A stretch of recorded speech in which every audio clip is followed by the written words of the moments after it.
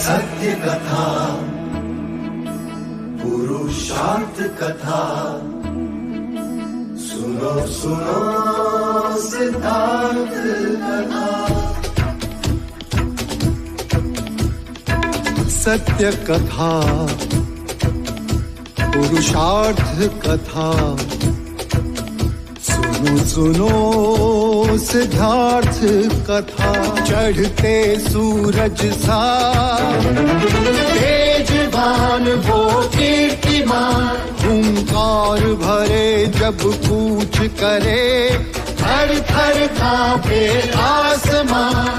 वो राजपुत्र वो शूरवीर, पर्वत को भेद दे उसके तीर, शांति का स्रोत करुणा की धार, निर्झर झरे मन से अपार। वो राजपुत्र वो शूरवीर, पर्वत को भेद दे उसके तीर, है शाक्य वंश का वो तारा, जगमग है जिससे जग सारा। सत्य कथा, पुरुषार्थ कथा, सुनो सुनो सिद्धार्थ कथा।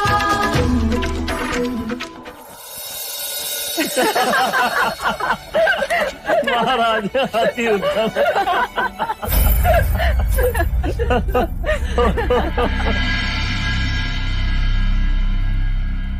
आज अचानक आसमान बदल गया, पलक झपकते ही देखो कैसे बादल घेरा है।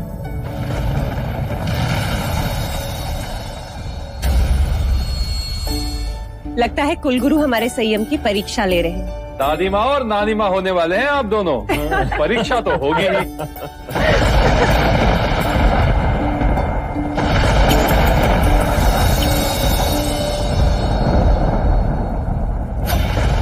नहीं, क्या हुआ कुलगुरु? कोई ऐसा मुहूर्त नहीं, कोई ऐसा योग नहीं है जो उचित हो।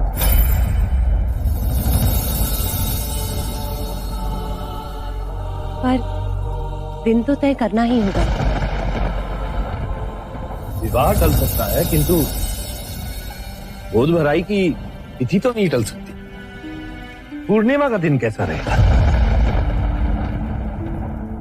मैं ये नहीं कहूंगा कि यह मुहूर्त उचित है, किंतु आपके आग्रह के कारण केवल इतना कह सकता हूं कि पूर्णिमा का दिन अच्छा माना जाता है। तो तय रहा, पूर्णिमा के दिन यशोधरा की गोद भराई हो। बधाई हो महाराज। बधाई हो दादी माँ, बधाई हो महाराज, बधाई हो, बधाई हो मंगला जी। छोटे राजा, मैं आपका कुछ समय चाहूंगा, क्या आप मेरे साथ आ सकते हैं? अवश्य कुलगुरु। वस्त्र आभूषण ये सब दोनों को बताना भी तो है।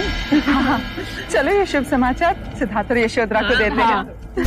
अरे कुलगुरु अपनी दक्षिणा तो यहीं भूल गए, मैं दे आती।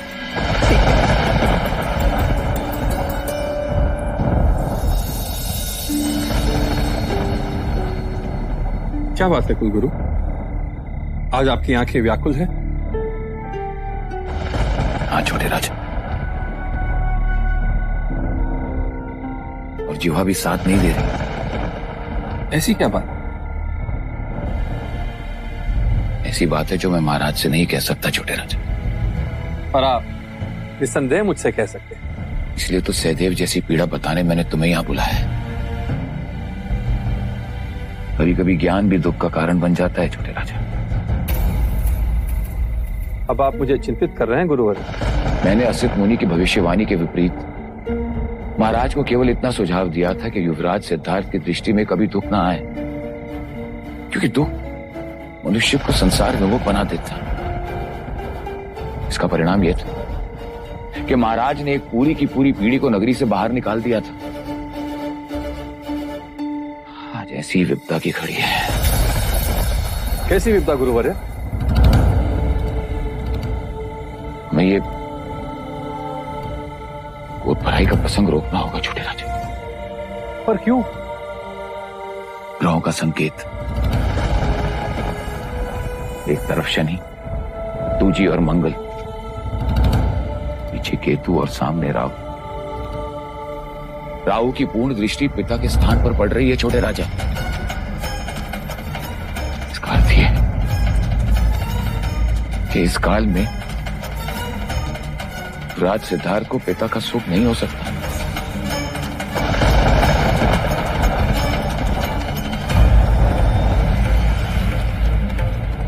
ये आप क्या कह रहे हैं गुरुवर्य?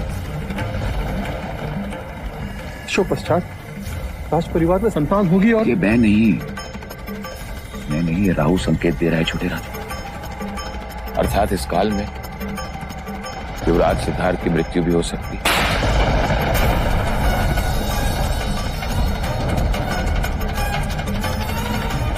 आप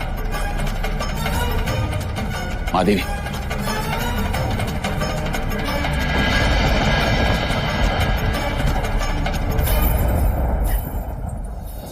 ये जोड़ा है ना, ये स्नान के बाद देखो रंग सुंदर है ना। हाँ, हाँ। और ये आभूषण मंदिर जाते समय देखो, और जब वो विधि में होगी ना तो फूलों का श्रृंगार होगा। हाँ, ये हीरों का मांग टीका और ये वस्त्र, ये संध्या के समय संगीत में कपिलवस्तु की प्रजा अपनी राजकुमारी बहू को देखती रह जाएगी। प्रजा कुछ नहीं देखेगी।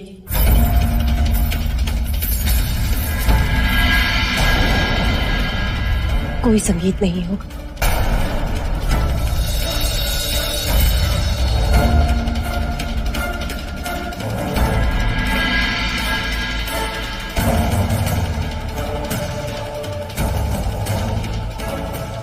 क्यों प्रजापति?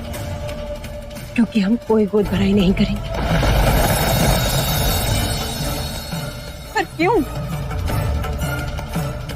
कुलगुरु के मत से ग्रहानुमति नहीं देता अमिता दीदी। पर कुलगुरु ने तो कहा था कि पूर्णिमा का मुहूर्त ठीक है। उन्होंने केवल ऐसा हमारा मन रखने के लिए कहा था। परिस्थिति विपरीत है। मां और संतान के लिए ये योग भारी है।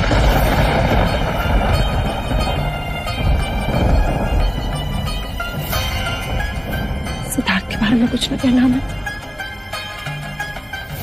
क्या हम ग्रहों को अनदेखा नहीं कर सकते महादेव?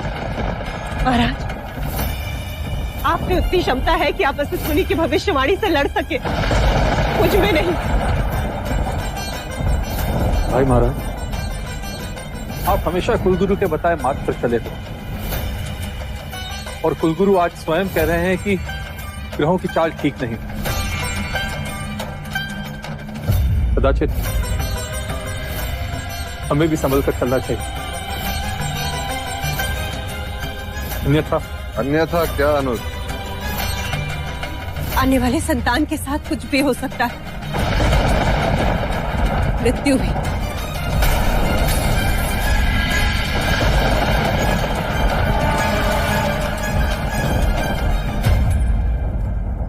फिर तो हमें गोद भराई नहीं करनी चाहिए भैया।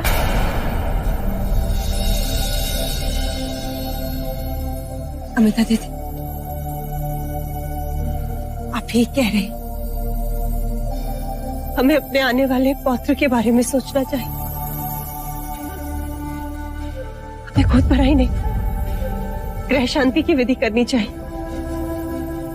ग्रह शांति? विशेष रूप से राहु की, उसकी दृष्टि हानिकारक है। तो उसके लिए हमें क्या उपाय करना होगा? हमें कुछ नहीं करना होगा महाराज, ये शोधरा को करना होगा। उसे काले वस्त्र त्यागने होंगे, उसे काला अन्न त्यागना होगा। जब तक वो प्रसूता नहीं होती तब तक उसे रोज सूर्योदय से पहले स्नान कर खुले पांव तालाब के किनारे जाकर राहु जाप करना होगा। ओम राहवे नमः, ओम राहवे नमः, ओम राहवे नमः, ओम राहवे नमः,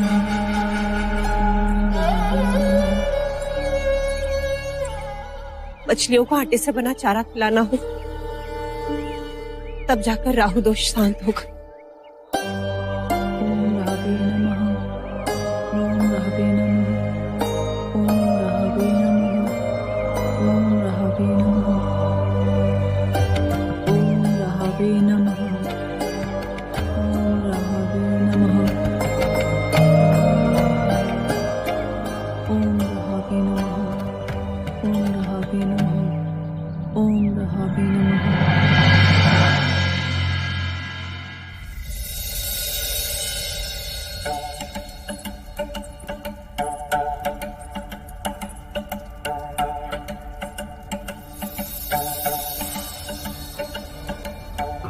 चाहे आप कुछ भी कह लो अमिता दीदी, पर मुझे यशोधरा को लेकर बड़ी चिंता हो रही है। बेचारी आज कितनी पीड़ा में थी, और महादेवी प्रजापति इतनी निष्ठुर होगी, इस बात की तो मैंने कल्पना ही नहीं की थी। ये आप क्या कह रही हो मंगला दीदी? और नहीं तो क्या, कोई अपने गर्भवती बहू को पूजा पाठ के नाम पर इस तरह पीड़ा देता है क्या? एक तो चलकर तालाब तक जाना, पाठ करो वो भी अकेले। बेचारी कुछ नहीं बोलती, किंतु सोचने पर ही कितनी पीड़ा होती है। उस पर क्या बीतती होगी। ऐसी बातें करके आप अमिता दीदी की चिंता और बढ़ा रही हैं मंगला दीदी। हाँ हाँ, इस पूरे महल में एक मैं ही तो हूँ चिंता बढ़ाने वाली, क्योंकि सबकी चिंता जो है मुझे। अरे आप सब यही हो?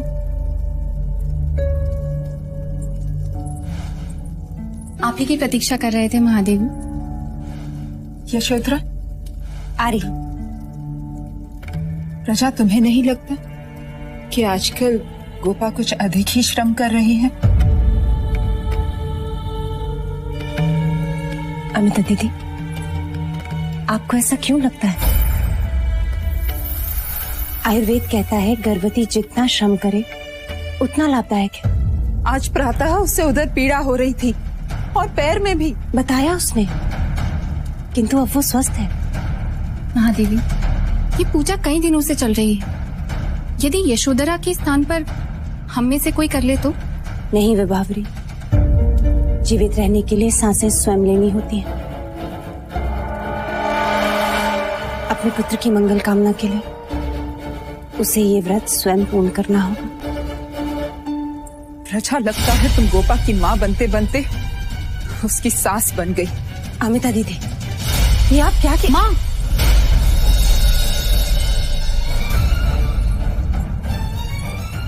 आप क्या कह रही हो? ये शब्द आपके तो बिल्कुल नहीं हो सकते।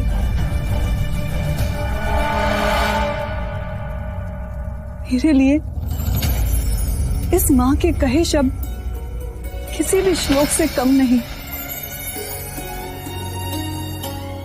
मैं आंखें बंद कर वही करूंगी जो मुझे मेरी माँ कहेंगी।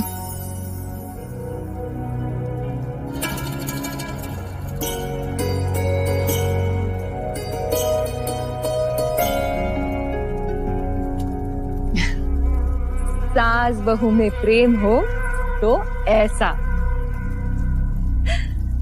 महादेवी, मैं आई।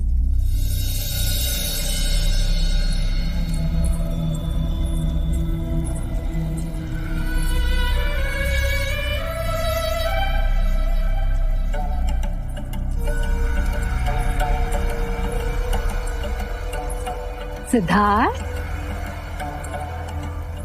यहाँ अकेले क्यों बैठे हो? प्रणाम काकी। इतने दिनों के बाद आपकी जीवा से अपना नाम सुनकर अच्छा लगा। ज्येष्ठ भी मुझसे बात नहीं करते, मुझे ही दोषी समझते। क्षणिक आवेश मनभेद बढ़ा देता है पुत्र, पर जिस घर में यशो जैसी बहू हो वह मनभेद कैसे रह सकता है? पर तुम उदास क्यों हो? मेरे प्रश्न मुझे खुश नहीं रहने देते काकी माँ। प्रश्न का उभरना तो खुशी की बात है, परंतु उत्तर का ना मिलना पीड़ा का कारण। उत्तर के लिए तुम्हें ज्ञानी पंडितों से और सन्यासियों से विचार विमर्श करना चाहिए पुत्र। पर ऐसे मनुष्य है कहाँ जो मेरे ज्ञान की पिपासा को? एक नहीं अनेक है। तुम मिलना चाहोगे? अवश्य काकी माँ।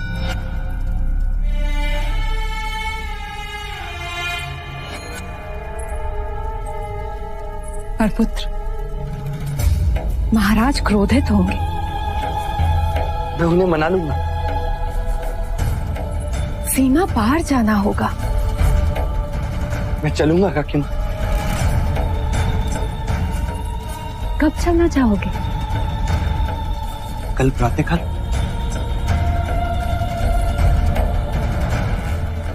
सिद्धार्थ, ये बात हम दोनों के बीच ही सीमित रहे। जी काकी माँ।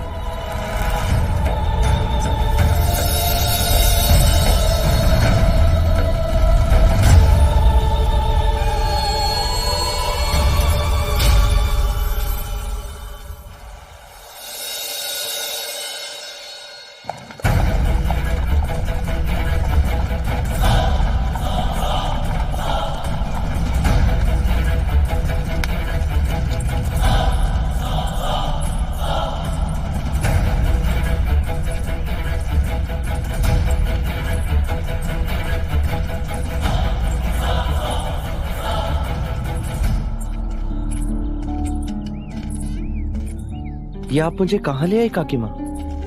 यही ठहरे हुए हैं जिनसे मिलवाने में तुम्हें यहाँ लाई हूँ। पर ये तो शूद्रों की बस्ती है तो वो यहीं रहते हैं, बस यही खोट है। ये क्या कर रही हैं आप? अच्छा हाँ, भीतर जाने से पहले तुम्हें भी इन आभूषणों को उतारना होगा युवराज।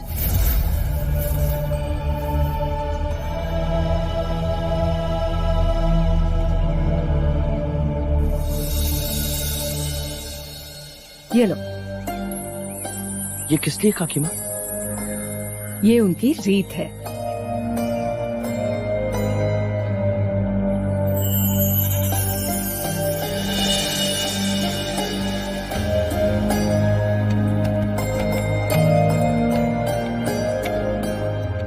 प्रणाम गुरुवर। प्रणाम। आओ, भोजन का समय हो गया। भोजन करोगे? जी नहीं। और तुम? मैं पेट भरने नहीं, मन भरने आया हूं।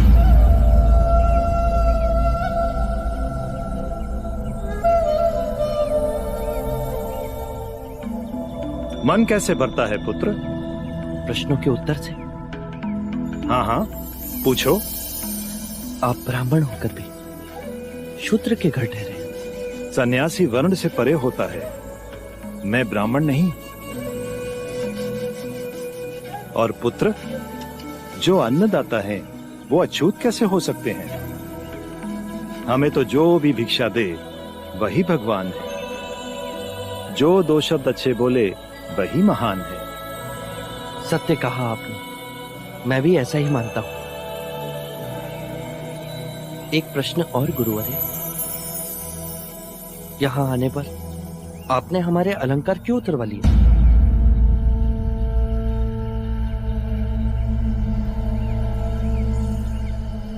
क्योंकि जहां सादगी है, ज्ञान वहीं जन्म लेता है। अन्यथा कीमती वस्त्र और आभूषण अभिमान के चिन्ह हैं। और ये भगवे वस्त्र क्यों? ये क्रांति के प्रतीक हैं। और ज्ञान का अर्थ है समझ में क्रांति।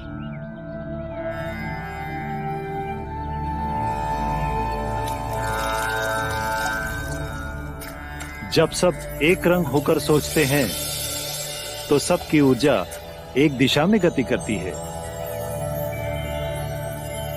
और समाज में एक समझ की लहर फैलती है।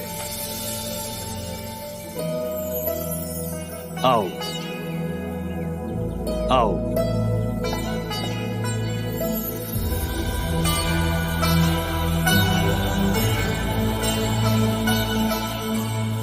आ आ आ आ आ मनुष्य का व्यक्तित्व ऐसा होना चाहिए कि केवल मनुष्य ही नहीं परंतु प्राणी भी उससे ना डरे। आ आ आ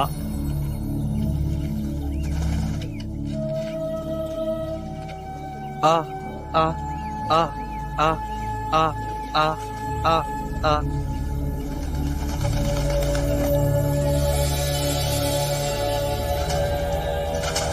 इस युवक की आत्मा पवित्र है। जन्म से भले ही ये युवराज है परंतु मन और हृदय से ये सन्यासी ही है। आपने तो मेरे मन की बात कह दी। वर्षों बाद मैंने ऐसी बात सुनी।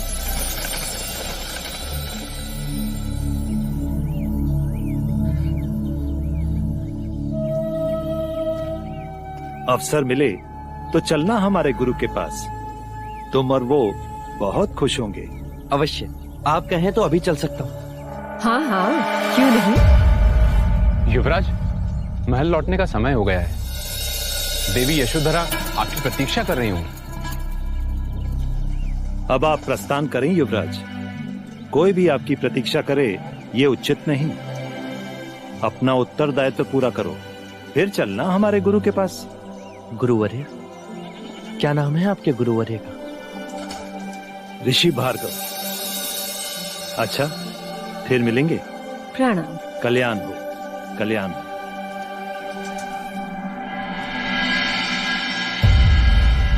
अरे, ये तुम क्या कर रहे हो पुत्र? आपने इनसे मिलवाकर बड़ा उपकार किया है काकी माँ। अरे, इसमें उपकार की क्या बात है पुत्र? तुम्हारी खुशी में ही तो मेरी खुशी है।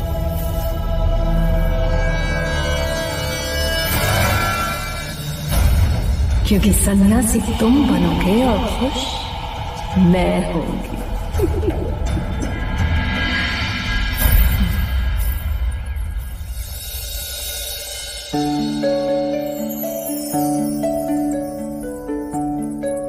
यशो, अरे माँ, आप यहाँ क्यों आई? मुझे बुलवा लिया होता। अरे, मेरे पैर छूने के लिए झुकने की आवश्यकता नहीं, अन्यथा मेरा पौत्र क्रोधित हो जाएगा। आओ।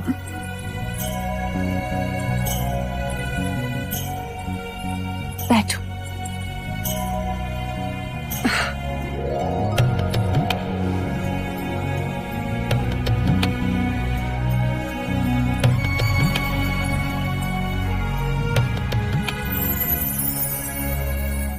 यशो, तुम्हें बहू के रूप में पाकर मैं धन्य हो गई। पूरे महल ने मुझसे प्रश्न किया कि गोद भराई की रीति क्यों नहीं की, किंतु तुमने एक बार भी नहीं पूछा, ना किसी बात का विरोध किया। क्यों? माँ, यदि बात बताने की होती तो आप हमसे छुपाती ही क्यों? मैं जानती हूँ कि आपकी हर सांस हमारी मंगल कामना है। फिर प्रश्न कर आपको धर्म संकट में क्यों डालूं? तुम्हें पीड़ा हो रही होगी ना, कभी कभी क्रोध भी आता होगा। नहीं माँ, आपसे ही तो सीखा है अपनों के लिए कुछ करने में पीड़ा कैसी। और आप चिंतित ना हो, मैं और आपका पौत्र दोनों स्वस्थ हैं।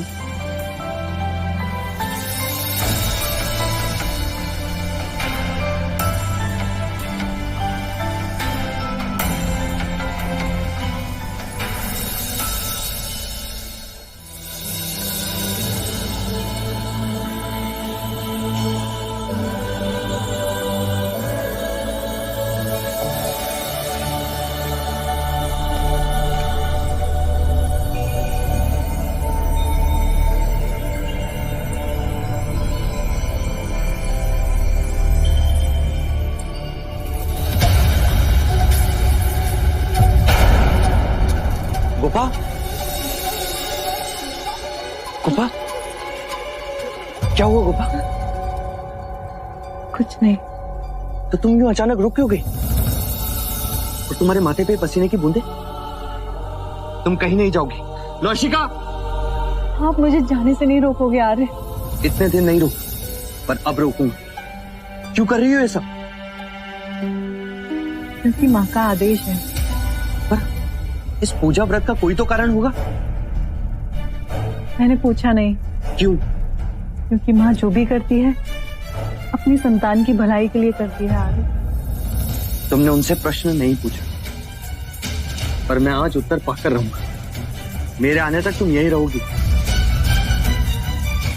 आर्य, क्षमा करना आर्य, मैं माँ के आदेश को नहीं ठुकरा सकती।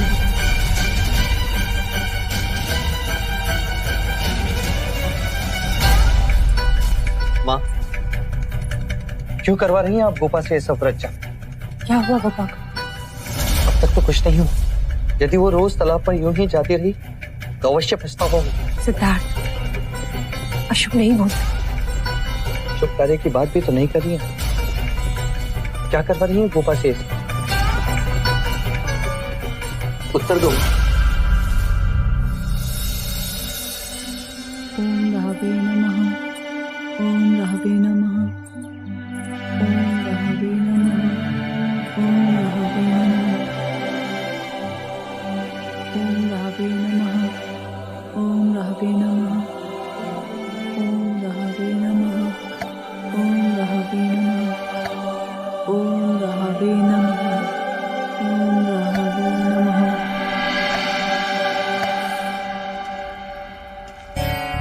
माँ, मेरे कई प्रश्न निरुत्तर, पर मैं जानता हूं इस प्रश्न का उत्तर है आपके पास। बताओ, बताओ माँ, क्यों करवाती हैं आप ये सब? हमारी संतान के लिए। उसे राहु दोष है। ये किसने कहा? कुलगुरु वाचस्पति। क्या कुलगुरु वाचस्पति ने कभी राहु को देखा है? क्या कभी वो शनि और मंगल से मिले? तो फिर क्यों हम सब आंख बंद कर शास्त्र को प्रमाणित मान लेते हैं? वेद और शास्त्र इसका प्रमाण है। जब समग्र सृष्टि हर पल बदलती तो ये शास्त्र क्यों नहीं बदलते? वो सनातन ईश्वर की वाणी। किसने सुनी? और यदि ईश्वर है तो क्या उसे गोपा की पीड़ा दिखाई नहीं देती?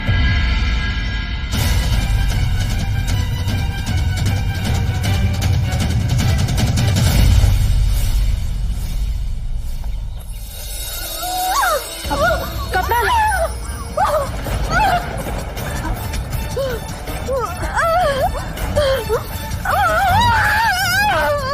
यशु,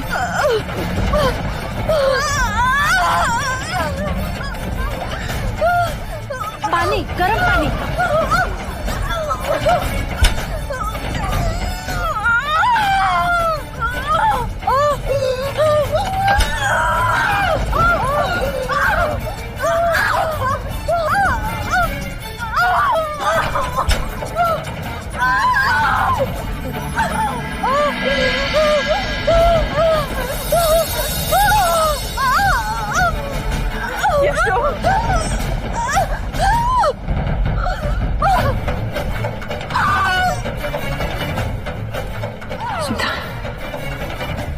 मैं तुम्हारी जननी नहीं, तुम्हारी जन्मदात्री। मेरी बड़ी बहन महामाया थी। तुम्हारे जन्म के 7 दिन बाद चल बसे। कहीं मेरी माँ की तरह यशोधरा भी? यशो, यशोधरा, यशो आंखों खोलो। यशो, यशो, यशोधरा, यशो आंखों खोलो। यशो, यशो।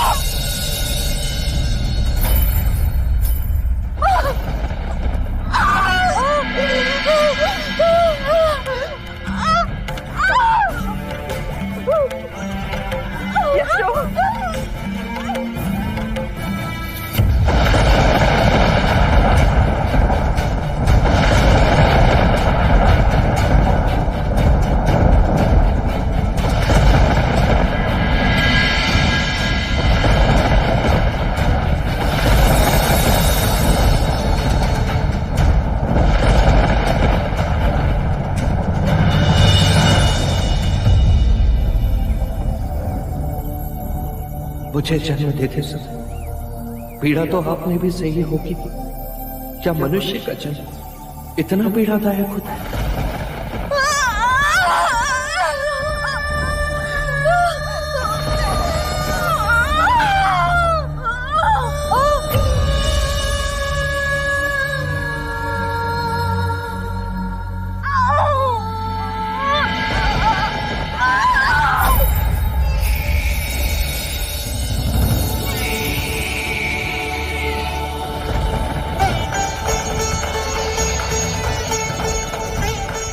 महादेवी बधाई हो, पुत्र जन्मा है।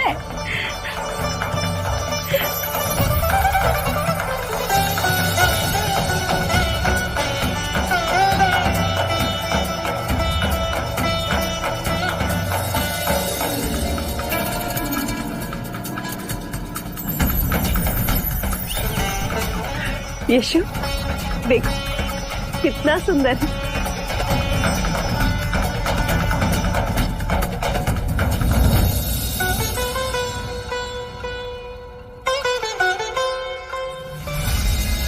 बधाई हो महाराज, पुत्र जन्मा है, पुत्र। और ये हमारी ओर से। जाओ ये समाचार सिद्धार्थ को दे दो। जी महाराज। बधाई हो, बधाई हो।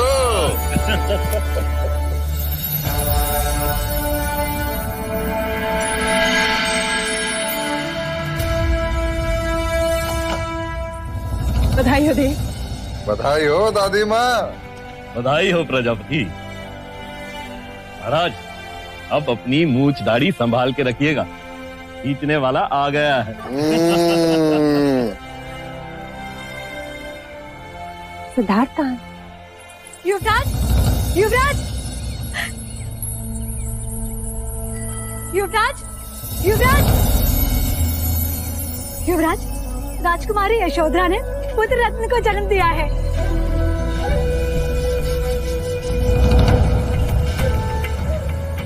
गोपा कैसी? वो ठीक है, खुशी आपको याद कर रही है। और क्या लौशिका? आप चलिए तो सही।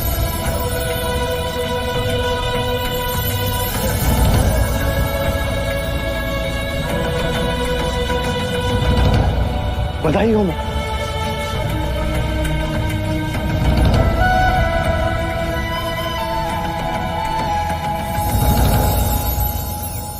हमें ये शुभ समाचार कुलगुरु को भी दे देना चाहिए।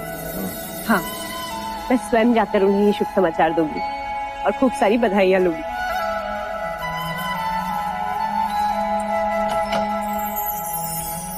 बधाई हो, आप सबको बधाई हो। आपको भी बधाई हो, बधाई हो।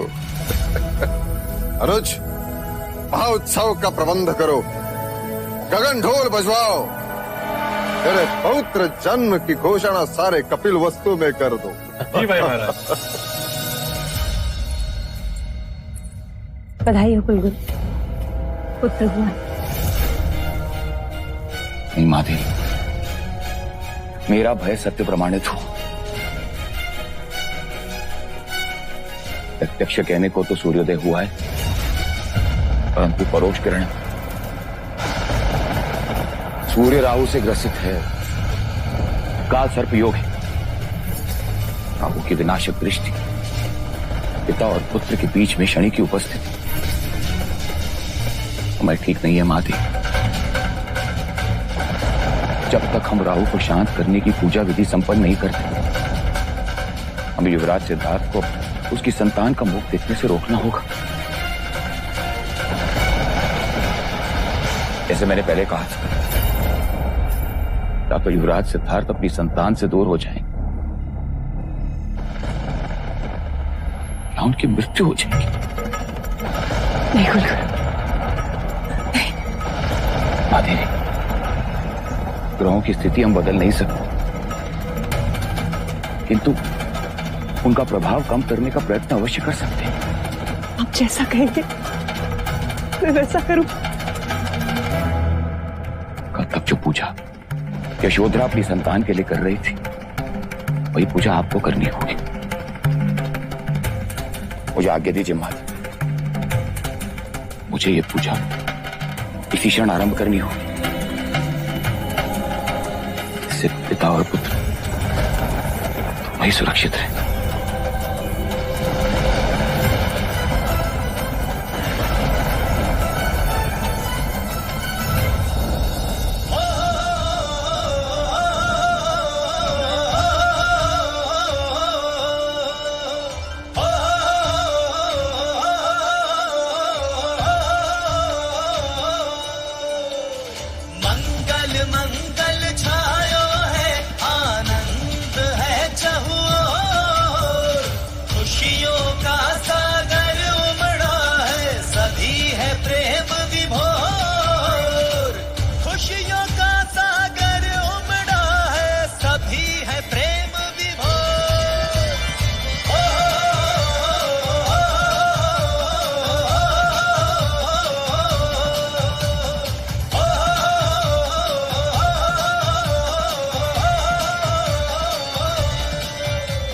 पुत्र जन का समाचार सुनकर प्रजाजन के खुशी की कोई सीमा नहीं रही है भाई महाराज।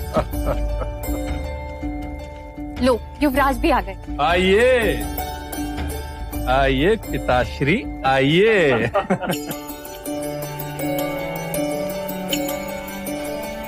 बधाई हो युवराज, बधाई हो।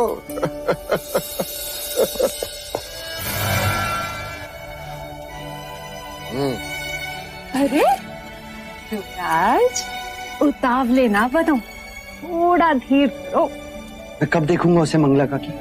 पूरे 40 दिनों के पश्चात। 40 दिन पश्चात? मैं तो 4 क्षण भी नहीं रुक सकता।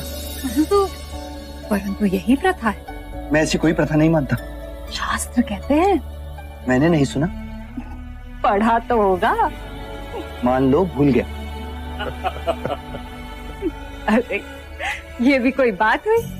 माँ, गोपा, माँ। महादेवी शुभ समाचार कुलगुरु को सुनाने गई हैं।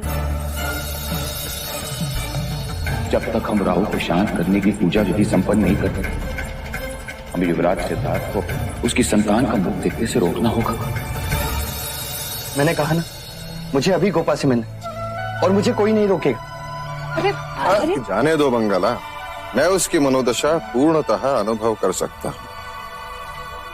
आप कहते हैं तो ठीक है महाराज, मैं कौन होती हूँ रोकने वाली?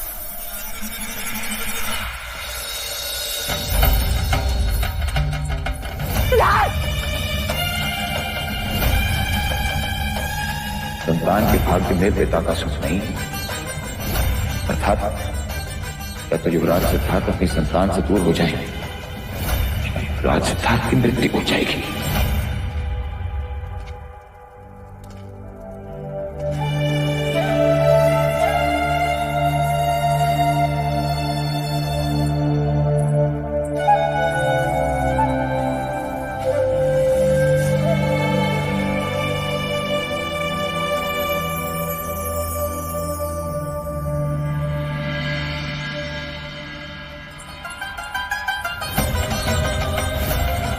ये क्या नट कर दिया महाराज? सिद्धार्थ को भीतर क्यों जाने दिया? 40 दिन की परंपरा तो निभानी ही थी ना। भावरी तुम तो औरत हो ना, तुमने क्यों नहीं रोका? राशिका, राशिका, तुमसे कहा था मैंने। मंगला दीदी, आपने भी नहीं रोका, कुछ अनर्थ होगा तो। महादेवी, महादेवी, आप कारण चिंता करें। स्मरण की, मैंने भी सिद्धार्थ की तरह हट किया था। मैं तो कपिल वस्तु से लुम्बनी वन तक गया था। मैंने भी हट करके शास्त्रों का विरोध करके माया का चेहरा देखा। फिर क्या हुआ था महाराज? माया दीदी हमारे बीच नहीं रही।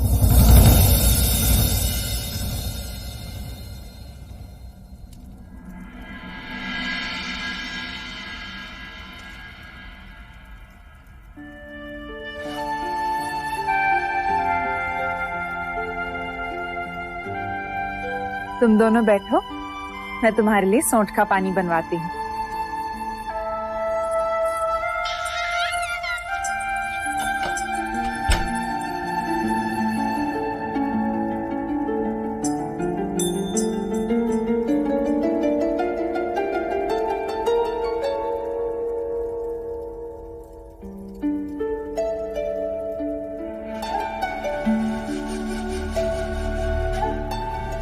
तुमने जितनी पीड़ा सही को उतनी पीड़ा तो मैं देख भी नहीं सकता।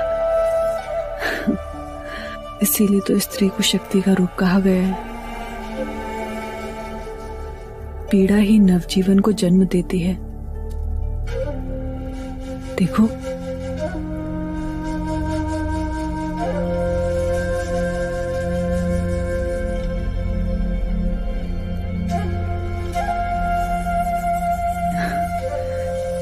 क्या देख रहे हो? इसकी आंखें बांध लेती हैं।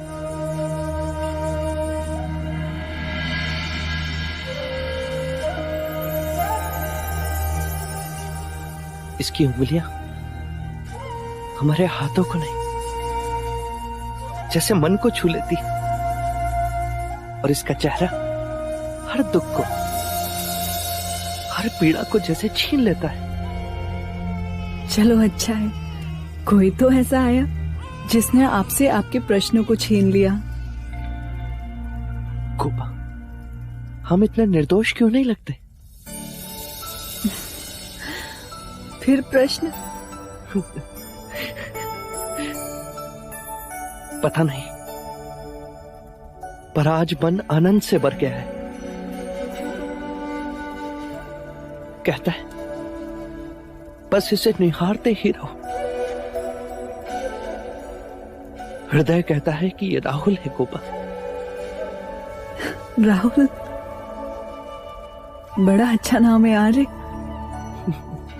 राहुल का अर्थ ही होता है पीड़ा हर लेने वाला, दुखों पर विजय पाने वाला, सभी बंधनों से परे। राहुल। सत्य कथा, पुरुषार्थ कथा, सुनो सुनो सिद्धार्थ कथा।